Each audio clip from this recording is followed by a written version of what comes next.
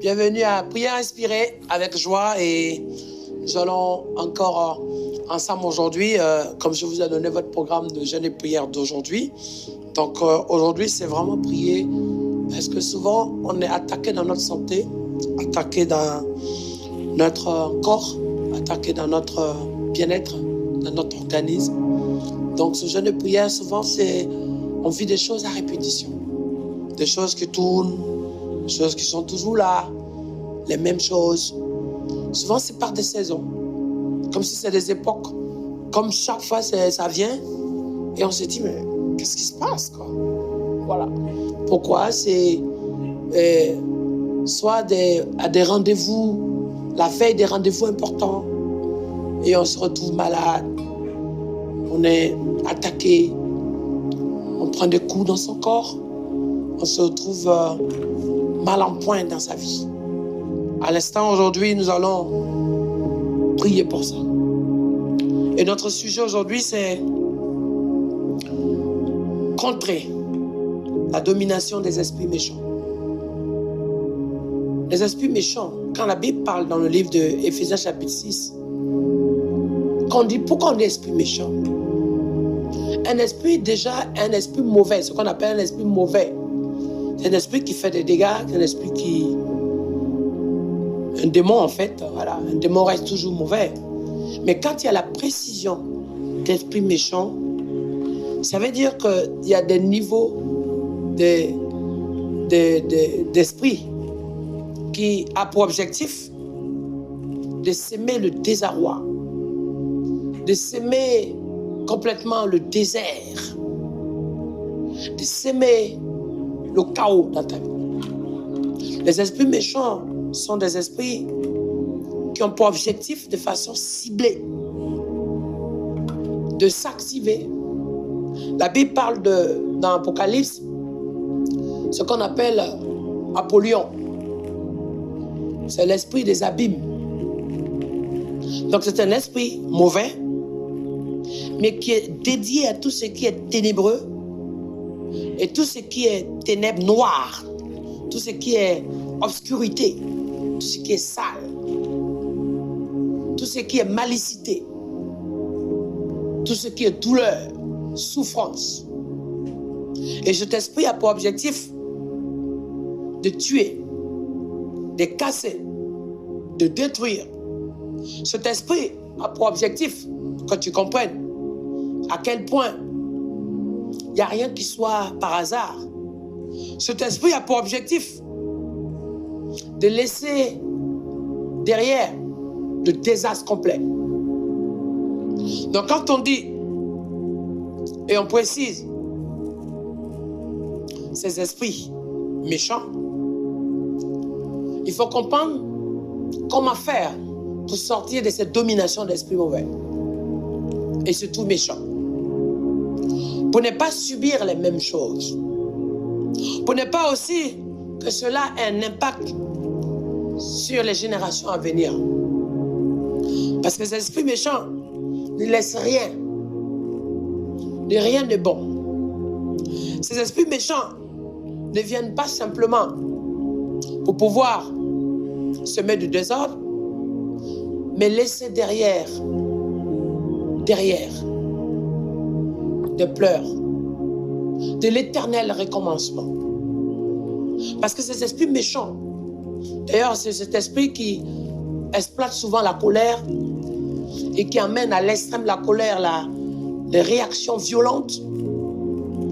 Et les réactions violentes, ce sont ces esprits qui poussent souvent à des dégâts pour lesquels les gens regrettent souvent, mais c'est déjà trop tard. Ces esprits méchants, en plus la Bible dit dans le Dieu céleste, ils viennent uniquement, ils s'opèrent uniquement, ils se manifestent uniquement dans le but et uniquement dans l'objectif de pousser l'homme à la nuisance. Mais la Bible nous dit quoi? Il faut avoir les armes pour faire face. Nous sommes des soldats de l'Éternel. Nous sommes des soldats. Nous sommes des élus de Dieu. La Bible dit qu'il y a une guerre. Apocalypse chapitre 12. Il y a une guerre dans le ciel. Michel et ses anges combattir contre le dragon. Et le dragon et ses anges combattirent. Voyez, il va y avoir un affrontement. Il va y avoir une lutte. On va sentir dans le ciel. Souvent on sent dans le monde spirituel, on sent souvent une sorte d'agression. On sent souvent une sorte de climat de malaise. On arrive par moments, tu es là, tu te lèves la journée, tu sens une nervosité qui traîne. Tu te lèves le matin, par moments, tu sens quelque chose, une sorte de colère ou une sorte d'ambiance un peu bizarre. Tu pressens déjà quelque chose de fâché. Quelque chose de malaise, de malsain du moins. Tu sens déjà ça. Quand c'est comme ça, trouve-toi quelque part un coin pour prier. Parce que c'est pas juste quelque chose qui fatigue seulement tes nerfs, mais spirituellement ton âme est chargée et surchargée. Spirituellement, si ton âme est chargée et surchargée, systématiquement ça joue sur ton moral, ça joue sur tes pensées. Et ça vient jusqu'à ton cœur. Ces esprits méchants dans le lieu céleste sont stratégiquement opérationnels. Vous voyez, qu'est-ce que le diable fait? Il vient et te pousse. Comme si, au préalable, on te pousse à avoir de bonnes choses, on te pousse dans une position, on te pousse dans une place, on te pousse dans une élévation, mais derrière, c'est un trou qu'on met derrière. Voilà pourquoi les esprits méchants ne viennent pas comme méchants. Ils viennent un peu comme mielleux. Ils utilisent l'esprit de manipulation, l'esprit de mensonge. Ils viennent derrière. C'est un trou qu'ils percent sous le toit, sous le siège sur lequel tu es assis. Et à tout moment, tu as aspiré. Et ceux qui t'applaudissent sont ceux qui te détruisent. Ceux qui t'accueillent sont ceux qui te rejettent. Ceux qui disent qu'ils t'aiment, ce sont ceux qui te haïssent le plus. Cet esprit méchant ne calcule pas, il n'y a pas d'avenir. Il reprend tout ce qui est derrière toi pour te nuire. L'esprit de destruction, l'esprit de méchant, du moins, l'esprit méchant, les lieux célestes, ne se manifeste pas pour te propulser à aller en avant, mais se manifeste pour t'aspirer à aller en arrière. C'est pour ça qu'on dit l'esprit méchant. Quand un esprit mauvais est appelé esprit méchant, la combinaison de mauvais et méchant, ça sort vraiment un danger pour ta vie. Donc, mais dans le but de te rendre mal dans ton corps, mal dans ta santé, mal dans ton moral, mal dans ton âme, mal dans ton organisme, mal dans ton quotidien, mal dans tes mouvements, mal dans ta liberté. Je suis prié pour ça. Priez pour que ton corps retrouve la guérison au lieu de souffrance. Priez pour que ton cœur ressente et soit touché, impacté par le miracle de Dieu. Priez pour que tes poumons soient oxygénés par l'action de la puissance du Saint-Esprit. Priez pour que tes nerfs soient rétablis. Priez pour que ta mémoire soit touchée par le Saint-Esprit. Parce qu'en face, lorsqu'on parle d'esprit mauvais, d'esprit méchant, esprit mauvais, esprit méchant, il faut les œuvres de Dieu, la bonté et la miséricorde des œuvres de Dieu pour que ces choses reculent. Si tu tombes dans le coup de la nervosité, si tu es piégé par la colère, si tu rentres dans la stratégie par la haine, c'est pour empirer. C'est pour ça souvent l'inquiétude, l'angoisse, l'anxiété donnent des ulcères. C'est pour ça l'inquiétude et l'angoisse attristent le Saint-Esprit. Mais l'esprit méchant a pour objectif dans cette manifestation de te voler ta joie, de te faire gâcher ta journée, de troubler ta tranquillité. Les esprits méchants ont pour objectif d'accumuler, de ramener les choses que tu as mis derrière, tu as laissé derrière toi, de te ramener des choses que tu as vomi, le péché en l'occurrence, les œuvres de la chair en l'occurrence, les œuvres du monde en l'occurrence. Tout ça pour te ramener encore ramé, à ne jamais avancer. Les esprits méchants ont toujours envie de toujours te pousser. Est-ce que tu es vraiment guéri? Est-ce que tu ne vas pas mourir du cancer? Est-ce que le médecin n'a pas constaté une tumeur cachée au fond de toi? c'est attaquer ta foi, déstabiliser ton assurance. Tu ne réussiras pas dans ce que tu as entrepris. Personne ne t'aimera. Personne ne t'acceptera. Les gens ne te supportent pas. Les gens sont jaloux de toi. Tu es seul. Sache que les gens abusent de toi. Toutes sortes d'accumulations d'événements et d'éléments, souvent concordants. Tu as l'impression que tout s'amorce ensemble.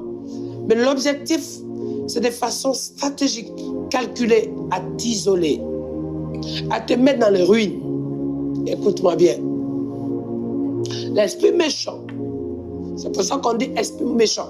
Vous voyez, la Bible appelle le bon samaritain, parce que tous les samaritains sont passés, mais il n'y a que le bon qui s'est arrêté.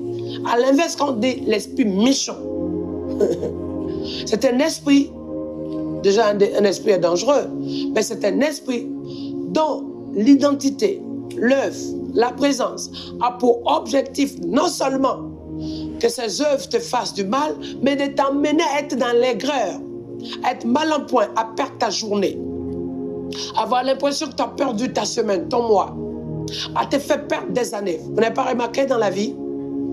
On vit plusieurs années, on traverse plusieurs situations dans la vie. Mais on se rappelle très peu des années, on se rappelle plutôt des événements dans les années. Mais l'esprit méchant a pour objectif que, au lieu que tu te rappelles ou que tu vives des moments forts dans ta vie, que tu te retrouves chaque fois embarrassé, envahi de mauvaises choses que tu as traversées, des choses qui ne te font pas évoluer, des choses qui te font tourner en rond, des choses qui te font vivre l'instabilité en permanence, des choses qui te salissent, des choses qui pompent ta joie, des choses qui t'envahissent simplement de quoi? D'angoisse, d'étourdissement, de regret. L'esprit méchant a pour objectif de te faire perdre du temps, de t'oublier, de te faire oublier l'essentiel, l'objectif de ta vie, le focus de ta vie, de mettre ce qu'on appelle le brouillard dans ta vie. L'esprit méchant a pour objectif de te pousser à faire beaucoup de choses, mais en réalité de rien avoir fait, de même pas avoir évolué, même pas un seul mètre. La Bible dit que tes pleurs ne pourront pas faire avancer un seul iota de ta vie. Eh oui, tu te donnes à fond, mais tu n'avances pas, tu n'évolues pas. L'esprit méchant a pour objectif, parce que depuis tu es là, depuis tu t'es engagé, depuis ta jeunesse, tu as l'impression d'avoir perdu du temps et des années depuis longtemps. L'esprit méchant, c'est comme ça. C'est pour ça que ça impacte ta vie. C'est pour ça que ça a pour objectif de raccourcir ta vie. Au lieu que même si tu as 20 ans, 10 ans, 5 ans ou même 1 an, devant toi, tu sois heureux de vivre ta vie pleinement, mais que tu te retrouves à faire ce temps dans le vide. Et il nous dit dans le livre d'Éphésiens, il dit, nous n'avons pas à lutter contre la chair, mais contre ces esprits. Mais quand tu arrives à cette précision d'esprit méchant, tu dois maintenant te mettre à genoux. Seigneur, ma vie doit avoir un sens. Mon avenir a un sens. Ma santé a un sens. Je veux témoigner tes œuvres. Je veux proclamer tes oracles. Rayon de Pisa et de Mao. Merci Père pour ton intervention parce que, Seigneur, c'est vrai. J'ai lu que tu as guéri. J'ai lu que tu as intervenu pour Job. J'ai lu que tu as intervenu, Seigneur, pour David. J'ai lu que tu as intervenu pour Ésaïe. J'ai lu que tu as utilisé Ézéchiel. J'ai lu que tu as utilisé Jérémie. J'ai lu que tu as utilisé Marc. J'ai lu que tu t'es servi de Paul. J'ai lu, Seigneur, que tu as rempli Josué. Mais je veux que ce qui est lu soit la réalité de ma vie. Je veux m'approprier de cela. Seigneur, j'aimerais que ma vie soit une lecture de grâce. J'aimerais à l'instant, Seigneur, à l'instant, Père, pour ta seule gloire. Je voulais, Seigneur, échanger ma vie de rien du tout, ma vie faible, ma vie fatiguée, ma vie malade, ma vie épuisée, contre ta vie de témoignage de gloire, que je diminue, qu'il croisse. Seigneur, je te confie ma faiblesse et je prends ta force.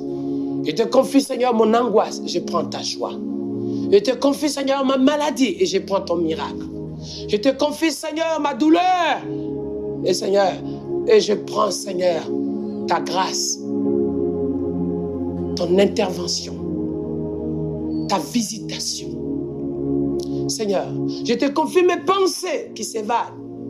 Comme la Bible dit dans le livre de Philippiens chapitre 4, le verset 8, que tout ce qui est juste, vrai, honorable, saint, agréable, pur, soit l'objet de vos pensées. Tout ce qui glorifie le nom du Seigneur soit l'objet de vos pensées. Alors Seigneur, je te loue, je te bénis. Seigneur, souvent même il me manque la force pour parler parce que ma voix est partie. Et il me manque, Seigneur, les yeux pour lire ta parole parce que ma vue baisse. Il me manque, Seigneur, mes mains, Père, pour tenir la bonne nouvelle, l'évangile.